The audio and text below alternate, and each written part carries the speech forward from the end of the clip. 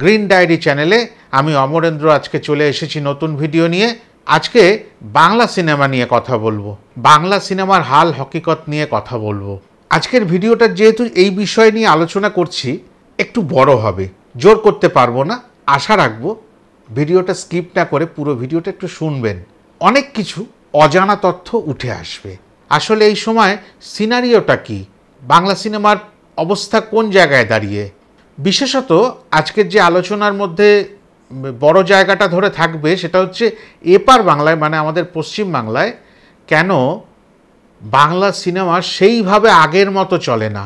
Commercial সিনেমাগুলো একটা সময় রমরমিয়ে চলতো, তখন এইরকম একটা ফারাক ছিল না যে দক্ষিণের সিনেমা বা মুম্বাই মার্কা সিনেমা মানে হিন্দি সিনেমা, এরকম ব্যাপার ছিল না। হিন্দি সিনেমা আসতো, যেরকম ব্যবসা করার তারা করতো, তার জন্য নির্দিষ্ট কিছু হল ছিল, আর বাংলা সিনেমার জন্য একেবারে নির্দিষ্ট কিছু হল ছিল। পরবর্তী সময় অনেক কিছু জোয়ার ভাটার মধ্যে দিয়ে বাংলা সিনেমার হলগুলোতেও দু একটা করে হিন্দি সিনেমা নেওয়ার প্রচলন শুরু হলো। এই হলো পরিবর্তন। ধীরে ধীরে বাংলা সিনেমা কম চলছে এরকম একটা প্রচার শুরু হলো। একটা সময় মহানায়ক উত্তম কুমার চলে যাবার পরে বাংলা সিনেমার হাল ধরেছিলেন প্রসেনজিৎ চট্টোপাধ্যায়। দীর্ঘকাল সে যে মাত্রার সিনেমাই হোক, হয়তো সেরকম একটা মাত্রা ছিল না, কিন্তু সাধারণ জনগণ, খেটে খাওয়া মানুষ, দিনমজুর মানুষ থেকে শুরু করে গ্রামাঞ্চলের মানুষ, শুধুমাত্র শহুরে মানুষের মধ্যে অতটা হয়তো উন্মাদনা ছিল না যে ওই ধরনের সিনেমা নিয়ে, কিন্তু তবুও শহরের মানুষও ভিড় করে অন্তত একটা দেড়টা সপ্তাহ মানে 10টা দিন মতন ওই নতুন সিনেমাগুলোকে দেখতে যেত, হাউসফুল করত। এটা আমরা দেখেছি। কিন্তু এক যুগেরও ওপর হয়ে গেল বাংলা সিনেমা, যেটা মেন স্ট্রিম সিনেমা বা কমার্শিয়াল সিনেমা, সেগুলোর প্রতি আগ্রহ নেই। তাহলে প্রশ্ন উঠবে, সেরকম কি নায়ক নায়িকা নেই যারা এই মেন স্ট্রিম সিনেমা জমিয়ে করতে পারে এবং যেটা দেখার জন্য একটা বাঁধভাঙা উচ্ছ্বাস দর্শকের মধ্যে থাকবে? প্রশ্নটা সবার মনেই এটাই থাকতে পারে না। এর পিছনে অনেকগুলো কারণ আছে। সেই কারণগুলো একটু ছোট ছোট করে আজকে ব্যাখ্যা করব, দেখবেন আপনারাও মিলিয়ে কারণগুলো সঠিক হলো তো। আগে কি ছিল? আগে ছিল কোনো একটা উৎসব বা সামাজিক অনুষ্ঠান, বিয়ে, অন্নপ্রাশন, পৈতে বা যে কোনো বাড়িতে একটা গেট টুগেদার পার্টি, একটা যে পরিবারের মানুষ একসঙ্গে হবে, বন্ধুবান্ধব একসঙ্গে হবে, তার সেলিব্রেশনের আলটিমেট পর্যায়টা কী ছিল জানেন? একটা ভালো বাংলা সিনেমা দেখব, বা শুধু বাংলা সিনেমা কেন, একটা হিন্দি সিনেমা দেখব, দেখে একটা রেস্টুরেন্টে জমিয়ে ভুরিভোজ হবে, তারপরে যে যার বাড়ি চলে যাব। এই আনন্দটা ছিল। কিন্তু তার পরবর্তী সময় শুধুমাত্র সিনেমা বা ওই বেশ কিছু কেবিন বা ওই রেস্তোরাঁ টাইপের মানে ওইটুকুর মধ্যে সীমাবদ্ধ থাকলো না বিনোদনটা। বিনোদনের জায়গাগুলো চেঞ্জ হতে থাকলো।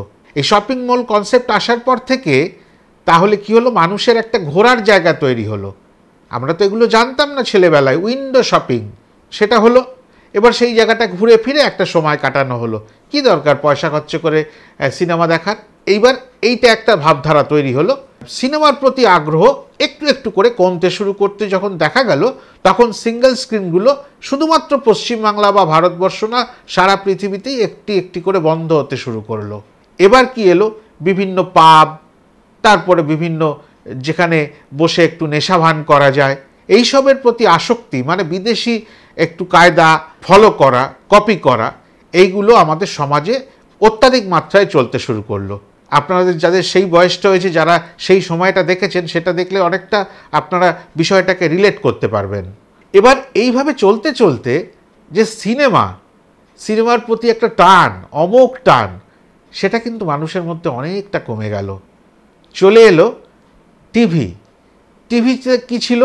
আগে একটি চ্যানেল দূরদর্শন, তার পরবর্তী সময় দুটি চ্যানেল, একটা দূরদর্শন ন্যাশনাল মানে হিন্দি, আর একটা বাংলা। এই দুটি চ্যানেল নিয়ম মতন একটা সময় অন হতো এবং তার পরপর কিছু অনুষ্ঠান হতো। সেই অনুষ্ঠানগুলো সবগুলোই যে বিনোদনমূলক তা নয়, কিছু তথ্যসমূহ নিয়ে আসতো, অনেক কিছু রকমের অনুষ্ঠান নিয়ে আসতো। সেই জন্য সব অনুষ্ঠান পরিবারের সব মানুষের জন্য ছিল না।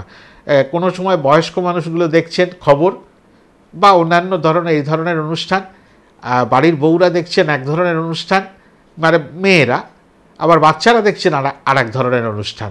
তো এইভাবে ভাগ করা ছিল। কিন্তু চলে এলো কেবল টিভি। এইবার যখন কেবল টিভি এলো তখন প্যারালালি বাইরে চলছে ভিএইচএস ক্যাসেট আর ভিসিআর, ওটা ভাড়া করে একটা ওই বাক্স টিভি মানে অ্যানালগ টিভি নিয়ে ছোট ছোট হলে সিনেমা দেখা শুরু হলো। একদিনে 3-4টে সিনেমা, 3টে সিনেমা 10 টাকা করে, 30 টাকা বা 5 টাকা করে 15 টাকা, সারাদিন ধরে একটা উৎসব মতন একটা জায়গায় কোনো একটা ছোট ক্লাব ঘরে বা একটা পর্দাটা নিয়ে বা একটু তিরপলটা নিয়ে একটা গরমের মধ্যে হয়ে পাড়ার কতগুলো মহিলারা, অল্প বয়সী ছেলেমেয়েরা সবাই মিলে বসে সিনেমা দেখবে। এইভাবে সিনেমা হল থেকে কিন্তু দূরত্ব শুরু হলো। এগুলো আমরা প্রত্যেকটা পদক্ষেপ দেখেছি, সেই কারণেই এই আলোচনাগুলো করতে পারছি। তাহলে ওই ক্যাসেটে সিনেমা দেখা, ঘরে বসে সিনেমা দেখার একটা প্রবণতা তৈরি করলো এই ভিএইচএস ক্যাসেটে, যখন থেকে পুরো সিনেমাটা 3 ঘন্টার এবং ক্যাসেটটিও হতো 3 ঘন্টার লেন্থের এবং পুরো সিনেমাটা বসে দেখা যেত ঘরে। তাহলে সবাই অপেক্ষা করতো আর হলে যাওয়ার কি দরকার, আমরা একসাথে এইভাবে দেখব। এইভাবে সমাজে কতগুলো ভাগ তৈরি হলো। ফলে ওই সবার সঙ্গে বসে আমরা সিনেমা দেখি না, আমরা একটু ঘরে আমাদের আভিজাত্যপূর্ণ পরিবেশে আমরা একটু অন্যরকমভাবে এই সিনেমাগুলো দেখি, যেটা খেলার মাঠের ক্ষেত্রে কিন্তু অনেক দিন অবধি বা আজও অবধি সেটা প্রযোজ্য নয়। ঘরে বসে রিপ্লে না দেখলেও চলবে, খেলার মাঠের আস্বাদনটুকু নিতে হবে, সেটা কিন্তু আজও অনেক অংশে আছে। কিন্তু ওই সিনেমার ক্ষেত্রে দেখা যাচ্ছে না না না না না না সিনেমার ক্ষেত্রটা বিপরীতমুখী হয়ে গেছে, হলমুখী নেই, ঘরমুখী হয়ে গেছে। এইবার সিনেমার বিভিন্নতা বরাবরই ছিল, একেবারে শুরুর থেকেই ছিল। কিছু কিছু পরিচালকের একটা প্রবণতা ছিল একটু অন্য মাত্রার, মানে ওই সমান্তরাল সিনেমা, প্যারালাল সিনেমা এই ধরনের, আবার এক এক সময় বলা হতো আর্ট ফিল্ম। তা এই ধরনের কিছু সিনেমা করার প্রবণতা ছিল। এগুলোর কারণ আছে। কিছু পরিচালক আমাদের ভারতবর্ষে এরকম জন্মেছিলেন যারা ওই ধরনের সিনেমা করে অস্কার অ্যাওয়ার্ডটি পর্যন্ত নিয়ে এসছেন। এবার সবারই মনে ওই অ্যাওয়ার্ড কেন্দ্রিক একটা সিনেমা তৈরির প্রবণতা জাগলো, নিজেকে প্রমাণ করার, নিজের কতটা কোয়ালিটি আছে, ট্যালেন্ট আছে সেটাকে প্রমাণ করার। আর এই প্রমাণ করার চর্চাটা কিছু মানুষের মধ্যে থাকা বাঞ্ছনীয়, নাহলে শিল্পটা থাকে না। এই টোটাল ইন্ডাস্ট্রিটা ওইমুখী হয়ে গেল। এইটা দিয়ে কিন্তু দর্শককে ধরানো যাবে না, কেননা অভিনয় ব্যাপারটা, মানে অভিনয়কে বেশি জোর দিয়ে, অভিনয় তো থাকবেই। কমার্শিয়াল সিনেমায় কি অভিনয় করেননি? মহানায়ক উত্তম কুমার থেকে শুরু করে আজকের জিৎ, দেব, অঙ্কুশ, এরা কি অভিনয় করছে না? অভিনয় করছে, কিন্তু ওই যে অন্য মাত্রা, নিজের ট্যাগ অন্য, হ্যাশট্যাগ অন্য মাত্রার সিনেমা করি আমি, এই যে প্রবণতাটা মেন স্ট্রিম নায়ক নায়িকাদের মধ্যেও চলে এলো, এতে কিন্তু সাংঘাতিকভাবে ক্ষতি হলো কমার্শিয়াল সিনেমার দুনিয়াটা। এরপর আসি আরেকটা প্রেক্ষাপটে, নায়ক নায়িকাদের ফেম, স্টারডম, সেটা একটা ধরে রাখার ব্যাপার আছে। কীরকম যদি বলেন, যদি স্টারডম ধরে রাখতে হয় তাহলে জনসাধারণের থেকে দূরে থাকতে হয়। আমার এই কথাটার অনেকে বিপক্ষে কথা বলতে পারেন। কেন? আপনার যখন স্টারডম কাকে বলে, আপনি অধরা থাকবেন। প্রথম প্রশ্ন, অধরা। চট করে আপনাকে রাস্তাঘাটে দেখা যাবে, শপিং মলে গেলেই আপনাকে দেখা যাবে, বা যে কোনো সংস্থার ওই আপনি প্রমোট করার জন্য আপনাকে যেখানে সেখানে অলিতে গলিতে, হ্যাঁ, স্কুলে, কলেজে, ইউনিভার্সিটিতে, বিভিন্ন পথে ঘাটে ট্যাবলো নিয়ে দেখা যাবে। সেটা কিন্তু আগেকার দিনে ছিল না। তাতে কি ছিল, সেই নায়কটাকে, সেই নায়িকাটাকে খুঁজে পেতে, একবার পর্দায় দেখতে, বা যদি কোনো দিন একবার রাস্তাঘাটে দেখা হয়ে যায়, তার গাড়ির ওপরে শয়ে শয়ে লোক চেপে পড়া, সেই উন্মাদনাটা, সেটা কিন্তু সেই নায়ক নায়িকারাও চান। যদি কোনো নায়ক রাস্তা দিয়ে হেঁটে যায় একটা বাজারের থলি হাতে করে এবং কেউ ফিরেও না থাকায়, সেটা কি নায়কোচিত বিষয় হবে, না সেই নায়কের ভালো লাগবে? একবার বিবেচনা করে দেখবেন তো। এই জিনিসটা নষ্ট করলো কিভাবে? এই যে বিভিন্ন সংস্থা তারা অর্থের লোভ দেখিয়ে প্রতিদিন বাইরে বের করে আনলো। কোথা থেকে? বড় পর্দা থেকে। কোথায় বাইরে? মানে রাস্তাঘাটে না, মানে টিভি স্ক্রিনে, মোবাইলে খুলুন, অ্যাড দেখছেন। অ্যাডে আপনার প্রিয় নায়কের ছবি দেখছেন। যে চাহিদাটা একটু একটু করে কিন্তু কমে যাচ্ছে।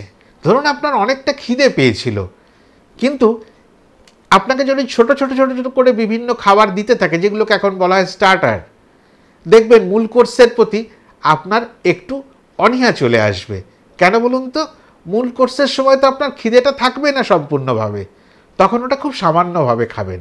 এই জিনিসটা অভিনেতারা কি করে ফেললো, যখন একটু দু চারটে ছবি একটু দাঁড়িয়ে যায়, একটু নামধাম হয়ে যায়, আরেকটি প্রবণতা শুরু হলো, অভিনেতা থেকে রাজনৈতিক মঞ্চের নেতা হতে হবে। এবার হলো আরও শিরে সংক্রান্তি। পথে ঘাটে প্রচারে, এই যে ভোটের প্রচার চলছে, আপনারা নিজেরা দেখুন তো ভেবে। বড় বড় যারা আমরা মনে করতাম একবার যদি দেখতাম, তাকে জড়িয়ে ধরতাম, এখনও বহু শিল্পীকে দেখলে সাধারণ মানুষ ভগবান মনে করে, কেঁদে ফেলে, জড়িয়ে ধরে, পায়ে পড়ে যায়, একটিবার দেখার জন্য আকুতি। সেই আকুতিটা আর রইল না। তাহলে কি সেই মানুষগুলো আর হলে গিয়ে তার একটা সিনেমা রিলিজ হবে বলে সেই যে উন্মাদনাটা ফিল করবে? ওই পাড়ায় তো আমার ওই নায়ক এসছিল, আমি কারো নাম করে এখানে তর্ক বিতর্ক করব না, আমি কোনো রাজনৈতিক কথা বলছি না, আমি সিনারিওটা বলছি, আজকের পরিস্থিতিটা বলছি, কারা কারা কিভাবে দায়ী, কেন বাংলা সিনেমা এই দশায় এলো। আপনারা বিবেচনা করে দেখুন তো, অঙ্কুশ হাজরা যে প্রচেষ্টাটা দেখালো, একটা সব থেকে বড় কথা আপনাকে বলি, তিনটে মাথার ওপরে দাঁড়িয়ে থাকে একটা সিনেমা। কি সিনেমা? মূলত কমার্শিয়াল সিনেমা। একটা হচ্ছে প্রযোজক, 1 নম্বর, টাকা না দিলে কোনো কাজ হয় না। 2 নম্বর পরিচালক, আর 3 নম্বর অভিনেতা মহল। তারপরে আরও আছে, আমি কাউকে ছোট করছি না। তাহলে আজকের দিনে কি হয়ে যাচ্ছে জানেন? পরিচালক প্রযোজক হতে বাধ্য হচ্ছে কোনো কোনো ক্ষেত্রে, আবার অভিনেতা যে শান্ত মনে শিল্পী সত্তা নিয়ে সেই অভিনয়টা ফুটিয়ে তুলবে, তার কোনো টাকা পয়সার টেনশন নিতে হবে না। সে কি করছে?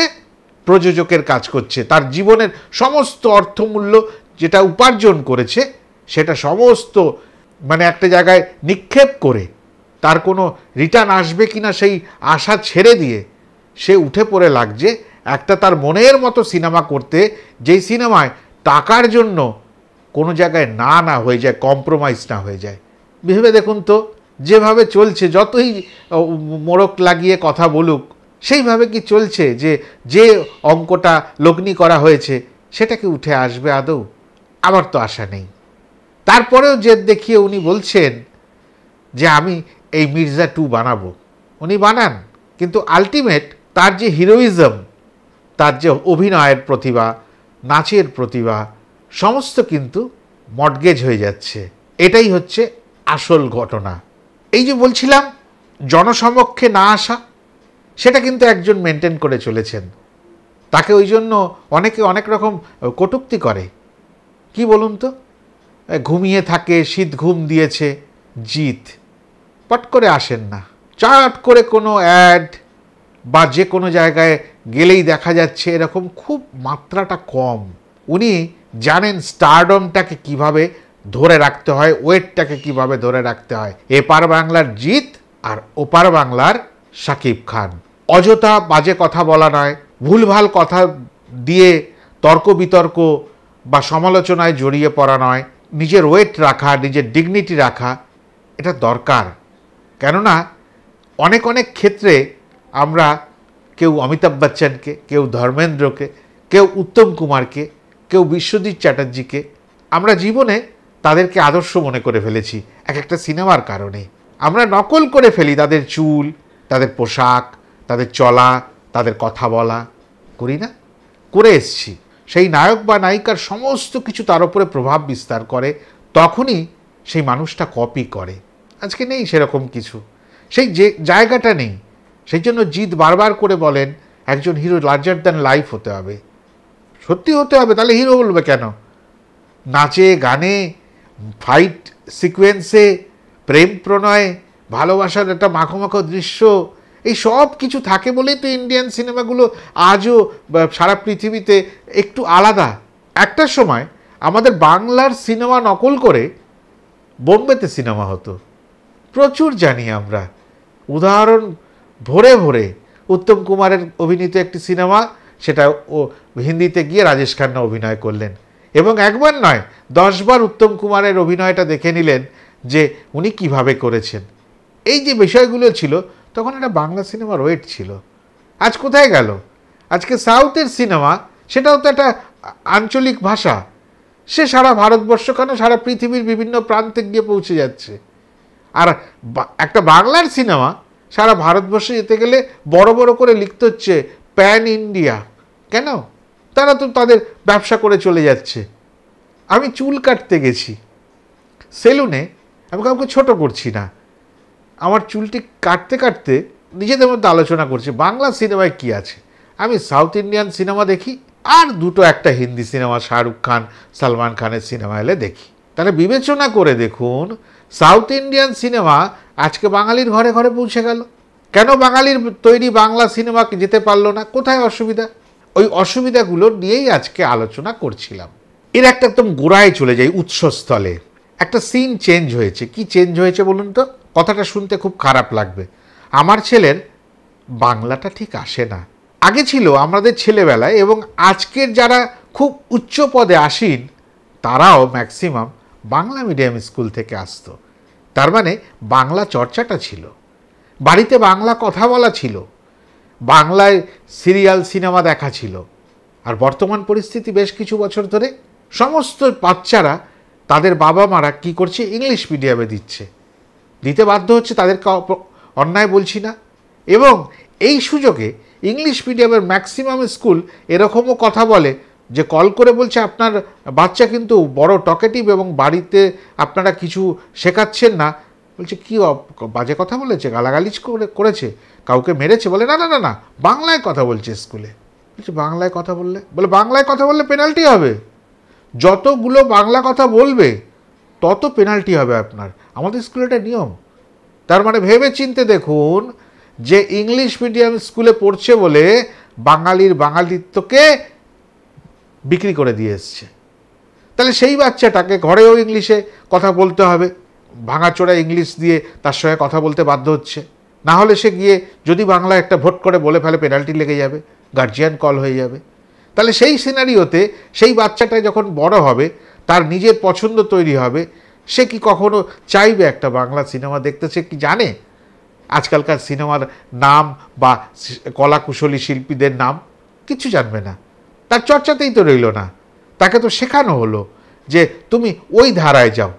ইংলিশ যদি ফার্স্ট ল্যাঙ্গুয়েজ হয় স্কুলগুলোতে, সেকেন্ড ল্যাঙ্গুয়েজ হিন্দি দেওয়া হয়, বাংলাকে দেওয়া হয় না।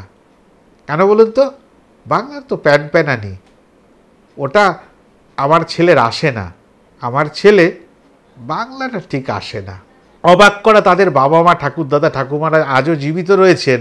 তারা কিন্তু সেই যুদ্ধটা, লড়াইটা করলেন না যেটা করেন 21শে ফেব্রুয়ারি আর 25শে বৈশাখে। এমন ভাবখানি দেখান যে বাংলার বাঙালিত্ব টকবক করে ফুটে প্রেসার কুকার ছাড়া মাংস সেদ্ধ হয়ে যাচ্ছে। এই কারণে বাংলা সিনেমা এপার বাংলায় চলে না, শুধুমাত্র ওপার বাংলায় কি করে চলছে? শাকিব খানের কোনো একটি সিনেমা 1 টাকা যদি লগ্নি করে তৈরি হয়, সেটা 10 টাকা, ন্যূনতম 6 টাকা কি করে পাচ্ছে? ব্লকবাস্টার মুভি হয়ে যাচ্ছে, যেটা এখানে হয় না। 1 টাকা খরচা করলে ওই 1 টাকাটা তোলাই মানে একটা প্রশ্নের মুখে এসে যাচ্ছে। কেন? কেন হচ্ছে? ওই বাংলাকে অবজ্ঞা করা। আর এটাই হচ্ছে মূল কারণ, প্রধান কারণ। এই বাংলা সিনেমায় যদিও এত কিছু নেগেটিভ কথা বা হয়তো আপনাদের কাছে মনে হবে বাজে কথা বললাম, তবুও বলি, এই মুহূর্তের যে প্রচেষ্টা 2024 এসে দাঁড়িয়ে, সম্প্রতি মির্জা অঙ্কুশ হাজরার নিজস্ব প্রোডাকশন হাউস থেকে, দেবেরও আসছে তাই খাদান, আর জিতের বুমেরাং, এই 3টে সিনেমা দিয়ে সম্ভবত 100% না হলেও 25 to 30% আবার হলমুখী হবে ইয়াং জেনারেশন, সাধারণ দর্শক এবং গ্রাম বাংলার দর্শক, যেটা জরুরি। এই বড় আশাখানি রেখে আজকের ভিডিওটি এখানেই শেষ করলাম। বাংলা সিনেমার পাশে থাকবেন, আমার পাশে থাকবেন, লাইক কমেন্ট শেয়ার করে এই ভিডিওটাকে একটুখানি ছড়িয়ে দেবেন। যদি ভিডিওটি খুব ভালো লাগে তাহলে যারা এখনও চ্যানেলটিকে সাবস্ক্রাইব করেননি, আগামী দিনে ভালো ভালো ভিডিও এবং রিভিউ পাওয়ার জন্য চ্যানেলটিকে সাবস্ক্রাইব করে নেবেন। ধন্যবাদ।